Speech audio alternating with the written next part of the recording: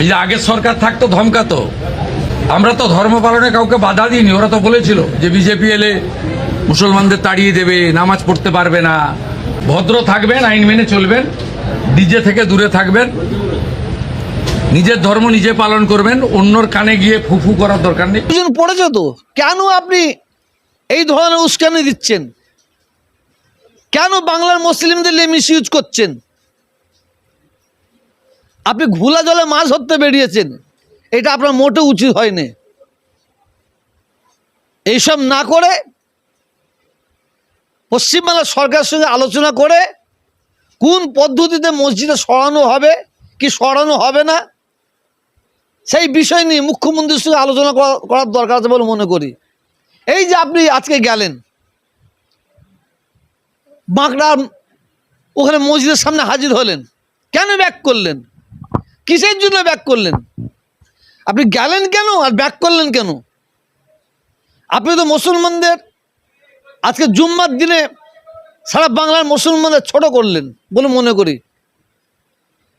কেন বাংলার মুসলিম, সিদ্দিকুল্লাহ চৌধুরী সাহেবকে বলছি, বাংলার মুসলিম আপনাকে যেভাবে বিশ্বাস করেছিল, আপনি সেই বিশ্বাসটা হারিয়ে ফেলেছেন। সেই বিশ্বাস হারিয়ে ফেলেছেন। মুখে বলে দেবেন 1 কোটি মুসলিম কালো ব্যাচ পড়েছে, আপনি 100টা কালো ব্যাচ পড়েছে দেখেন তো। কেন পড়েনি? কিসের জন্য পড়েনি? কারণ মানুষ আপনাকে বিশ্বাস করেনি। আপনি এই ধরনের উস্কানি দিয়া বন্ধ করুন। এই ধরনের উস্কানি দেওয়া বন্ধ করে মুখ্যমন্ত্রীর কাছে আসুন, আমরা সবাই মিলে আমরা আলোচনা করি, আমরা বসি। এত ঐতিহ্যপূর্ণ মসজিদ সরানো হবে না হবে না? যদি সরানো হয়, কোন পদ্ধতিতে সরানো হবে, কোন জায়গায় নতুন করে মসজিদ করা হবে, সেই বিষয়ে আলোচনার দরকার আছে। খামাখায় লোক খেপাচ্ছে, খামাখায় লোককে উস্কানি দিচ্ছে। এই সুশ্রুতি দিয়ে তো অনেক কাজ হয়েছে, আর হবে না, আর হবে না। বাংলার মুসলিম ঘাসে মুখ দিয়ে চলে না। আর একজন বলছে যে মুসলিমরা এখন শান্ত হয়ে গেছে। কি বলতে চাইছে? যে বিজেপি সরকার এসেছে বলে শান্ত হয়ে গেছে? না না না, মুসলিমরা শান্ত ছিল, আছে, থাকবে। মুসলিমরা কারো উস্কানিতে পা দেয়নি। মুসলিমরা সবসময় নিজের অধিকার নিয়ে কথা বলে, এটাই বলতে পারি। দেখেন, গুন্ডা দমন আইনটা যে চালু হতে চলেছে রাজ্যে, আমি 100% সমর্থন করছি। কারণ এই গুন্ডা দমন আইনের মধ্যে আমি ইসলামিক আইন দেখতে পাচ্ছি, শরিয়তি আইন দেখতে পাচ্ছি। প্রত্যেকটা বাংলার মানুষকে এই আইনকে সমর্থন করার দরকার আছে বলে মনে করি।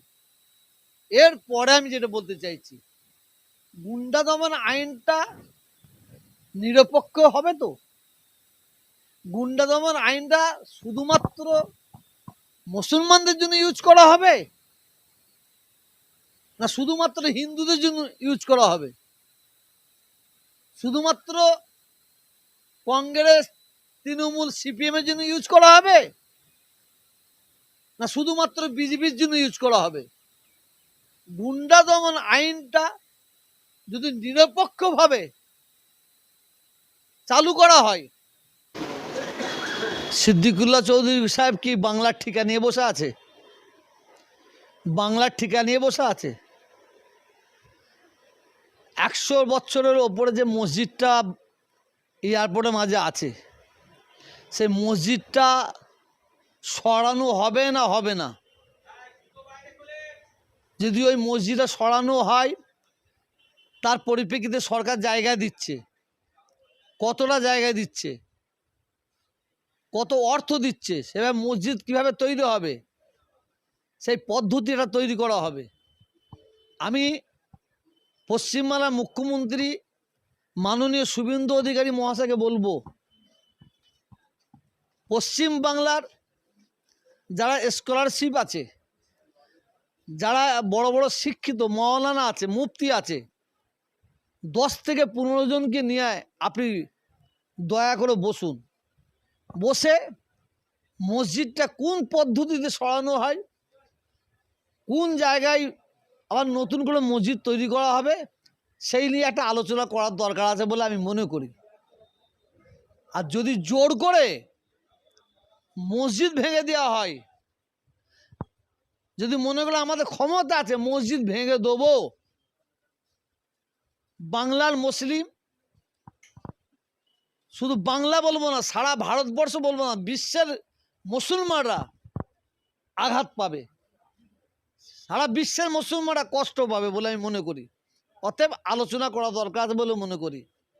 সিদ্দিকুল্লাহ চৌধুরী সাহেবকে বলছি, আপনি বললেন 1 কোটি মুসলমান তারা কালো ব্যাচ পড়বে, 100টা পড়েছে তো, 100 জন পড়েছে তো, কেন আপনি এই ধরনের উস্কানি দিচ্ছেন? কেন বাংলার মুসলিমদের নিয়ে মিসইউজ করছেন? আপনি ঘোলা জলে মাছ ধরতে বেরিয়েছেন, এটা আপনার মোটেও উচিত হয়নি। এইসব না করে পশ্চিমবাংলার সরকারের সঙ্গে আলোচনা করে কোন পদ্ধতিতে মসজিদে সরানো হবে কি সরানো হবে না, সেই বিষয় নিয়ে মুখ্যমন্ত্রীর সঙ্গে আলোচনা করার দরকার আছে বলে মনে করি। এই যে আপনি আজকে গেলেন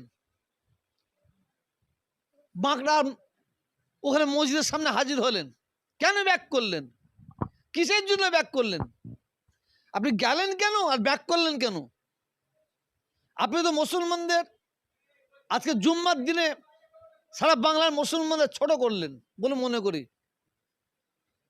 কেন বাংলার মুসলিম, সিদ্দিকুল্লাহ চৌধুরী সাহেবকে বলছি, বাংলার মুসলিম আপনাকে যেভাবে বিশ্বাস করেছিল, আপনি সেই বিশ্বাসটা হারিয়ে ফেলেছেন, সেই বিশ্বাস হারিয়ে ফেলেছেন।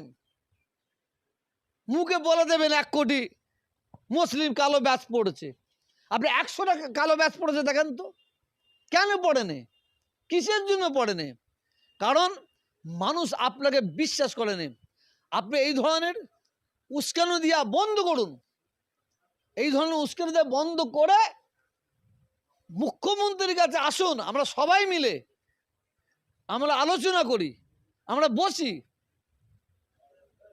এত ঐতিহ্যপূর্ণ মসজিদ সরানো হবে না হবে না, যদি সরানো হয় কোন পদ্ধতিতে সরানো হবে, কোন জায়গায় নতুন করে মসজিদ করা হবে, সেই বিষয়ে আলোচনার দরকার আছে। খামাখায় লোক খেপাচ্ছে, খামাখায় লোককে উস্কানি দিচ্ছে।